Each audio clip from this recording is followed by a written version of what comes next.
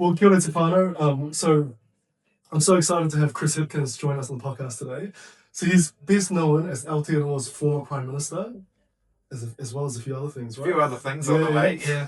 And the current leader of the opposition. And today I actually love to have a kōrero about the life lessons he's learned along the way and how what that might teach me as well in my journey into entrepreneurship. He's a hub boy who's carrying both the weight of leading a country through some pretty wild times in Aotearoa.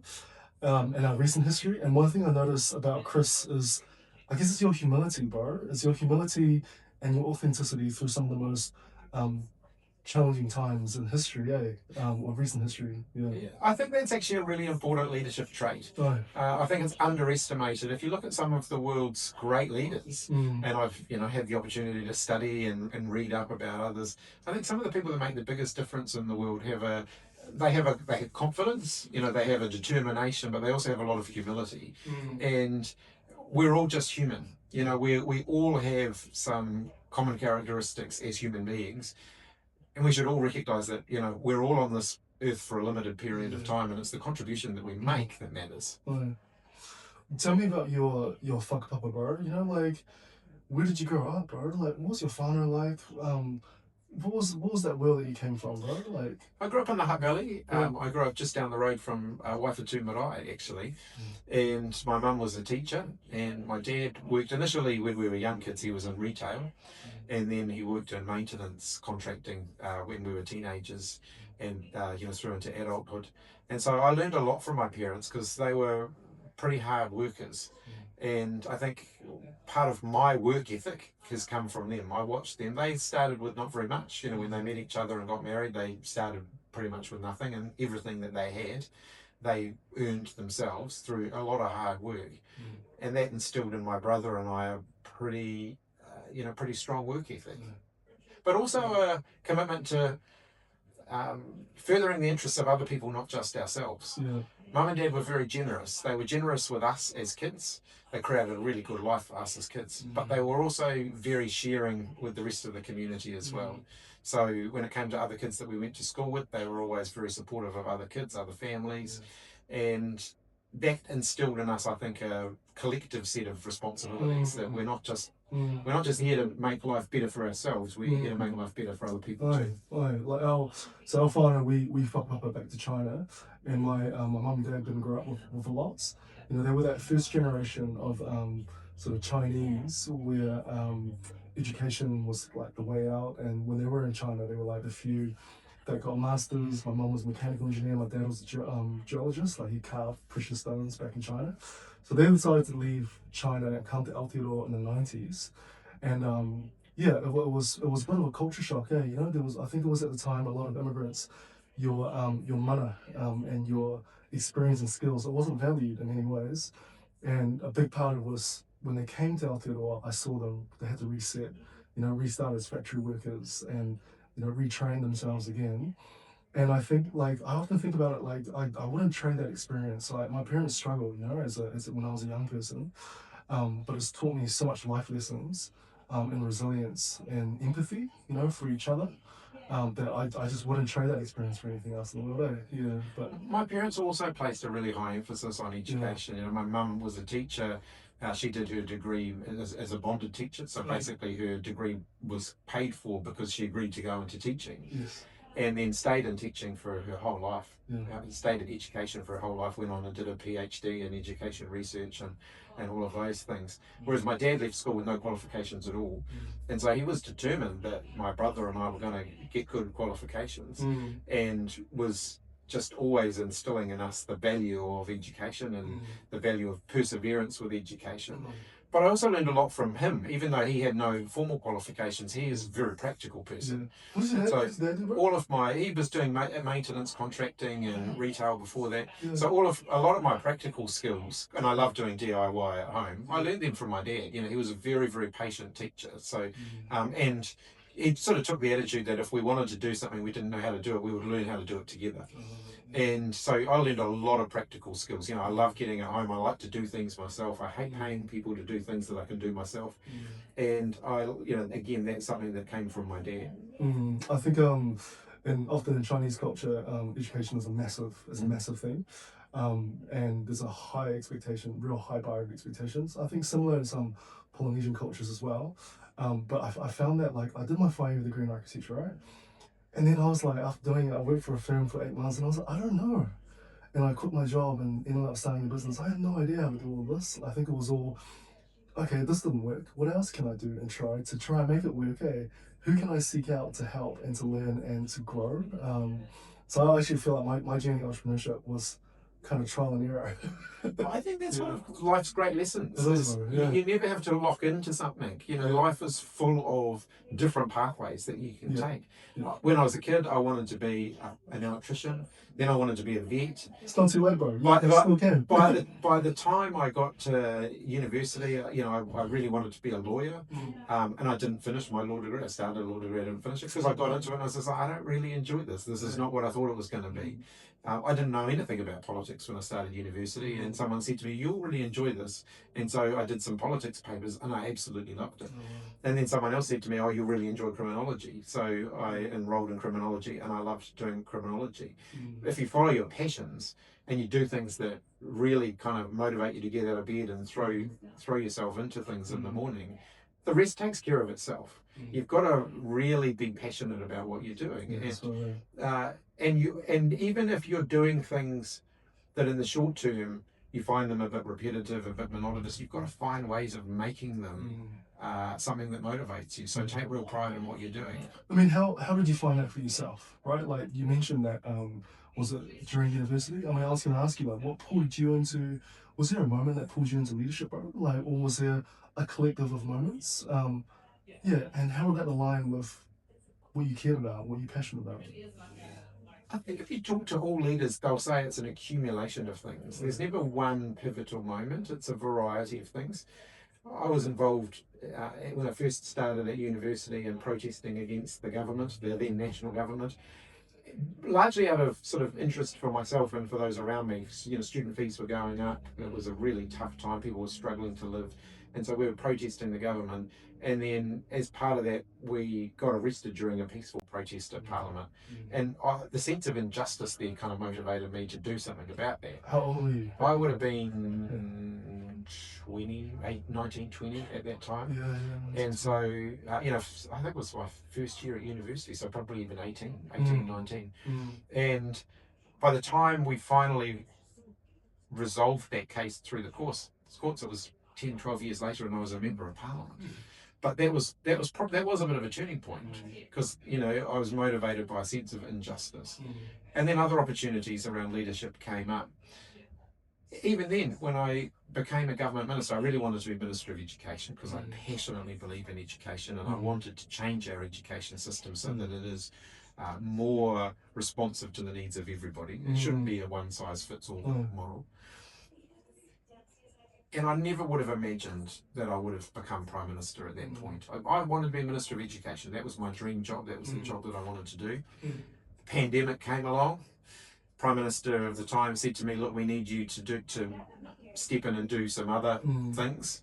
I love those press conferences. And so I started doing that, and that really, had I not done that, had I not been through that, when Jacinda stepped down, I don't know that I would have been putting my hand up for the job. But that, I guess, gave me the confidence to know actually I could do this. What is it like, bro? Like, what is that like? To be Prime Minister and carrying the expectations of a whole country, right? And having I guess it's the beauty of a democracy is that you have really robust debates. You have the freedom to be able to do that, but what is that like? I think about entrepreneurship and I think about, the weight of holding a team feels sometimes enough, right? And how do we make decisions that's going to impact us? But what is it like to be in that position, right? Like, what were some of the moments that you found good and some that you found tough? There's a huge weight of responsibility. I was probably conditioned for that by the experience of COVID-19 because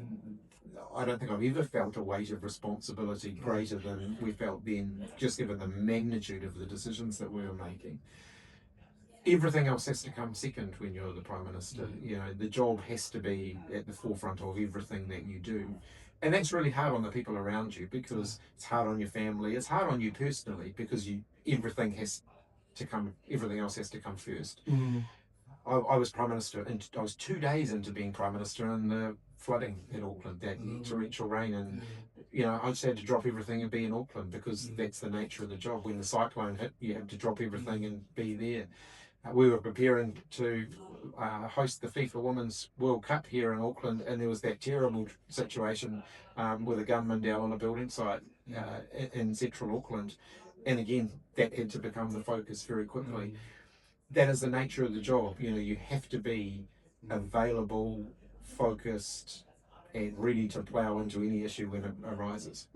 How do you, like, when you go through those moments, right? Like when you go through the weight of responsibility, like through COVID, when you go through these moments where you pull into the Auckland floods and things happen, like what keeps you grounded, and how do you, what's your process of knowing what the next step is, or knowing how to make the right decision as best as we can? I think, yeah. This will be a little cliched and maybe a bit corny, but during COVID-19, when we were dealing with all of this huge magnitude of decisions, I had two very young kids at that point, and they were obsessed with Frozen, the TV movie Frozen. And there's a line from one of the trolls in the movie Frozen where he says, "If you can't see the future, you just have to do the next right thing." And I remember at the time, because I was sitting there, I was trying to focus on what I was doing, and the kids are running around, and there's, Frozen on the TV and stuff. I took a lot of inspiration from that because we couldn't see the future. We didn't know how the pandemic was going to end. We didn't, in many days, know what was going to happen next. And so we have to focus on doing the next right thing. You also have to always look at it and say, what can I control and what's beyond my control? There's no value in sweating the stuff that you can't control. If you spend all of your time worrying about the stuff that you can't control, you miss the opportunity to make a difference with the things that you can actually control. So focus on the things where you can make a difference. And when you're running the country, I think that's a very important thing to focus on. The world is going to do what the world is going to do. We can't influence what other countries do. We can influence how we as New Zealanders respond to that. In a political leadership position, there are going to be people who disagree with you. You can't always change that. You can try. You can try and lead people in a direction that you think will be better for the country. But there will still be people who are going to disagree with that, and you can't change that. But you can change the way you respond to that. What do you do to stay grounded yourself? Do you have any particular rhythms or habits and behaviors that you go to help you maintain a sense of compassion, as well as a sense of level-headedness in those moments too, bro? Like, what are your routines, bro? What do you do when you get up in the morning? What do you do before you go to bed? Like, how does it work for you, bro? Yeah. One of the things about politics is every day is different. Yeah. So you'll often wake up in a different place. You have to be on the go at a different time. Some mornings you're out of bed at 5 o'clock. Other mornings you can sleep until 7. Everything is different. Some days it's a very late night. Sometimes you'll be home in time to wind down a bit in the evening. But you need to have a few routines in there. So I have a routine. I try and get out for a walk every day. No matter where I am, I try and get out for a walk. No matter what the weather's doing, I try and get out for a walk every day, even if it's just half an hour, because that really gives you clarity, time to think. Most of the time I'll try and do it just without headphones in or anything, and just, put my phone in my pocket and just disconnect from things for half an hour. And that just gives you a really good, clear sense of perspective. My family are amazing. They really keep me grounded, and I try as much as I can to build in unplugged time with the family. So I get down, play with the kids, and just put the devices away and just have some quality time. Yeah. How old are your Tamariki now, bro? Yeah, so they're both in primary school. Oh, wicked. And that that certainly encourages me to see the world through the eyes of a very young person. And that's also really a positive thing to do. I found that man, like when our youngest was 4 and he was still throwing tantrums, there was a switch that when he turned 5 and started going to school, it was I don't know about you, but it felt like, man, we got a different kid, a different life now, eh? Yeah. Level of autonomy and be able to make their own lunches and that kind of stuff. Yeah, so that's really cool. Man, I love to hear I love to hear, I feel like when we started this sort of podcast, right, we were thinking about the journeys, of like us bringing up and us, bringing up through upbringing and trying to, I guess, see the world in our own unique way, but at some stage kind of felt misunderstood. I was talking to a mate of mine.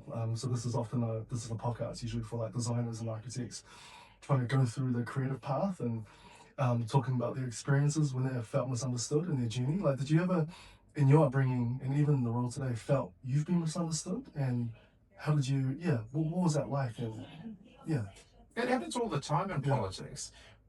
Because in politics, everyone's going to come to a political debate with their own perspectives and their own experiences, and everybody's life is different. And so people can look at things, the same issue, from very different angles and reach different conclusions on it.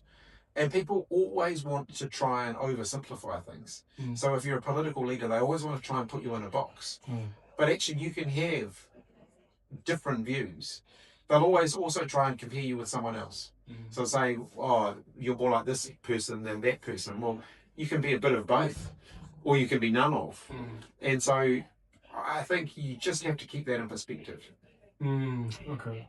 Looking back into, your moments, what were some of the decisions that you were the most proud of, bro? Like, yeah. There are a lot. Or, I think when I look back over the COVID-19 period, I think just trying to stay calm and level at a time when it just felt like chaos, because it really was. I mean, the whole world felt like chaos. It felt like everything was on fire. I know, right? And just staying calm and just taking the attitude, look, we're going to do this one step at a time. We're going to work our way through this one day at a time. I'm really proud of what we managed to achieve through that. Of course, there's a lot that you can learn from that. The early part of our pandemic response, I think, was absolutely fantastic. No one gives you a rule book to say this is what happens at the end. And that was actually one of the hardest parts for us, was that bit between elimination, which worked so well for the country, and learning to live with COVID-19 circulating in the community. That was the really bumpy bit. That was the bit that was really, really hard. I think the country adapted really well to the early part of the pandemic, and that was the bit which everyone struggled with, including the government. But there's no rule book for these things. So I think one of the things that, as a political leader, you always have to be open to is learning from both what you're doing, but also what other people are doing as well. I get so frustrated when I see the current government repeating mistakes that we made. Because I look at that and I say, well, why weren't you watching what we did? Because you might not have agreed with what we were doing, but you should have at least been able to capture the lesson from what we were doing about how not to do something. I spent a lot of time focusing on, watching John Key's government and thinking, okay, well, if that was us, would we do that, or would we do something else, and what can we learn from that? If you go into politics thinking you've got all the answers, politics is going to be miserable for you. No one has all the answers. And the question keeps changing. So you've got to always be willing to listen, to learn, to speak, to reflect. Those are the best political leaders, in my view. Yeah, technically, bro. What are you excited about? What are you looking forward to? What's in your horizon over for the rest of this year, looking into next year? Tell me about. I'm actually really excited about next year's election campaign. Yeah. I took over from Jacinda Ardern in the beginning of an election year. I had about 8 months as Prime Minister. Really, only about sort of 5 months of that I was sort of really able to focus on doing the job, because during an election campaign you focused a lot on the election campaign. So 5 or 6 months that I really got to have a crack at that, and it wasn't long enough to really sort of carve a different path. Jacinda is one of my closest friends, and our values are very, very aligned, but it doesn't mean our priorities are. It doesn't mean we think the same. And I didn't really have time to kind of focus on the things that I wanted to. And as we went into the campaign, I was underprepared for that election campaign. And now I'm going into the next election campaign. I'm very excited about it because I've had time to prepare for it. I've had time to think about, what are the things that I want to campaign on? What are the things that are important to me? How do I want to do this differently? And how would I do things differently if I became Prime Minister again? And so I'm really energized and excited by next year's campaign, because when I look at the country and I look at the opportunities that we have as a country, it's really tough at the moment, but it doesn't need to stay that way. we have choices that we can make as a country that could lead New Zealand over a period of time to a much, much better place. Oh, where do you see are the biggest opportunities for us as a country to grow, bro? And you know what's your vision of the future for Aotearoa, bro? I'm so excited when I go around and I see the innovative, amazing things that a lot of Kiwis are doing, turning plastic into amazing stuff. I've seen another company that's turning food waste into gas, which replaces fossil fuel gas, and that's just in the last week. I've seen companies that are doing some of the most innovative agri-tech in the world that makes us one of the most sustainable food producers in the world, developing technology and intellectual property that we can then export to the world. I've seen digital firms doing absolutely transformational things, or really creative things too. You know, video gaming industry is just really taking off, and that's really exciting. So the opportunity for us is to say, how do we do more of those things? We can't just keep doing what we've always been doing. If we're only focused on farming, horticulture, tourism, those things that we've already got big industries in those areas, if that's all we're focused on, we're going to keep getting more of the same as a country. We've got to do more. We've got to do different things. When we compare ourselves to countries like Denmark, Ireland, Australia, you know, similar sized economies to us. Australia's obviously a bigger economy to us, but we have a lot in common with them. Denmark, Ireland, similar sized countries to us. What can we learn from them? Well, they diversified their economy. They did different things. And there's huge opportunity for New Zealand to do the same. Take renewable energy. We're a world leader in renewable energy already. We don't see ourselves as that, but we are. So how do we really ramp that up and say we're going to be the best country in the world on renewable energy? Everyone else is going to come here to look for inspiration on how they do it. Yeah, I'm really excited about the green tech, clean tech sort of space. I really think that, you know, one of the things I often think about, I think there's something that you said there that resonated, is, you know, one of the things we think about is, if you look at successful companies in the past, Apple was probably a real overused example. They were gambling that they were betting on that the 10% of computer users were creatives. They wanted an intuitive device, but that wasn't the mainstream at the time. It was only probably about when they were launching about 10% of the market. But their sort of their thesis of the future is that they're going to bet that that is how computers will be used 10 years, 20 years down the line. And sure enough, you know, it was, right? And so they were gambling not in the current market, they were gambling, well, they were betting, not gambling is probably not the right word, but they were betting on the future. And so one of the things that we're seeing is like this big generational shift that's happening. You know, like you got millennials and Gen Z by what, 2030, 2035 will control 1.7 trillion of global spending. And it's a generation that is asking, where is it coming from? Where is that product coming from? And where is it going?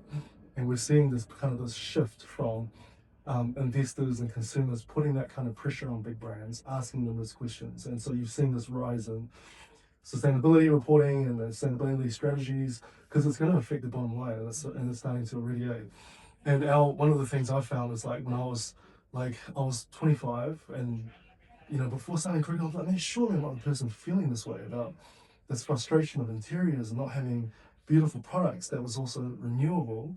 And so in many ways, like, you know, we're putting our bet on the future that when, you know, architects in their 20s, sort of early 30s right now, when they're in the position of senior leadership, this will be the way that we will consider how the designs are built, and it should be, and it should have been for a long time, right? Yeah, so I'm really excited about that, you know, and yeah. When you look at it, you know, consumer expectations, our expectations as people have changed so much. Think about landfills. I look at all the trucks going into the Silver Stream landfill down the road from where I live now, and I say, what's it going to take to cut that by 80%? Yeah. We should be sending no food to landfill. No food should end up in a landfill, and yet 4 million tonnes of food that's going into landfill could be turned into biogas, for example. There's more food waste going into landfill that could be used for other things. Some of it can be used in horticulture, you know, agriculture. There's a lot that we can do. You know, I don't want to, landfills are just such, they're literally waste. Talk about waste, and the volume of stuff that we send there gets bigger and bigger every day. Yes, yeah. We need to create an economy where nothing's going to landfill. And that's not just a dream, that is absolutely possible. you spoke a lot about, like there are innovative startups that you've seen. And I think by nature, like Aotearoa, like we are a country that is highly innovative. That kind of that number and why I think there is a bit of a whakapapa to, farmers having to figure stuff out on the fly, having to solve these problems, and there's a mindset that has now then been carried through into entrepreneurship as well. Um, and I do think that, like, I think you're right, meaning like Aotearoa, we've got an abundance of IP, an abundance of cultural IP too, an abundance of tech innovation that we should be brave about, like spearheading the next economy. And yeah, a lot of aroha and love for the primary industries and where it's gone so far. And we should hold that in compassion, but man, what, we are a country of innovators, eh? And we have to be, given that we're such an isolated country in the bottom of the world. I get so excited when I go and visit small, medium-sized businesses, Yeah. and I ask them, "You're doing this amazing stuff. Where did the ideas come from?" And they said, "Well, we wanted to do something. Mm, We figured out no one else knew how to do it, mm, so we figured out we were going to do it." yeah. And they, in many cases, have invented new machines or new processes. There's so much of that that happens in New Zealand, but we've got the scale problem. We get to a certain point, and then often those small businesses get bought out by a larger player, and the intellectual property ends up going overseas, and so on. So one of our challenges as a country is to say, how do we create a future that's built here in New Zealand, that's made here in New Zealand, where we're backing our entrepreneurs to do more right here? Yeah. How do you see that happening, Chris? Because I honestly, that story, it's a common story between us. Even the way that I think about critical and scaling critical too. I mean, like we're trying to figure out ways to move beyond Aotearoa, going into Aussie and stuff. But where do you see the opportunities and like to kind of it's not about stopping it from happening, but it's also about making Aotearoa a really compelling place for innovation to stay and scale to come to us. Like, what are some of the things that you've seen around some of the models that you think have worked for that to happen for this year? We need to change what we invest in as a country. Yeah. We're not going to get rich by buying and selling houses from each other. We've got to actually focus on investing in the productive economy. Yes. We need a deeper capital market. Yes. And that's something that all governments have talked about but haven't really nailed down. We need to be saving more as a country and then investing that in the productive economy. That's a big lesson from Australia. If you look at Australia now, every worker is saving 12% of their income in a retirement savings fund. What's happening with that money in the meantime, while it's accumulating for their retirement saving, it's being invested in the productive economy. And that's huge for our friends across the Tasman and Australia. It's one of the reasons that people over there are earning more money than we are.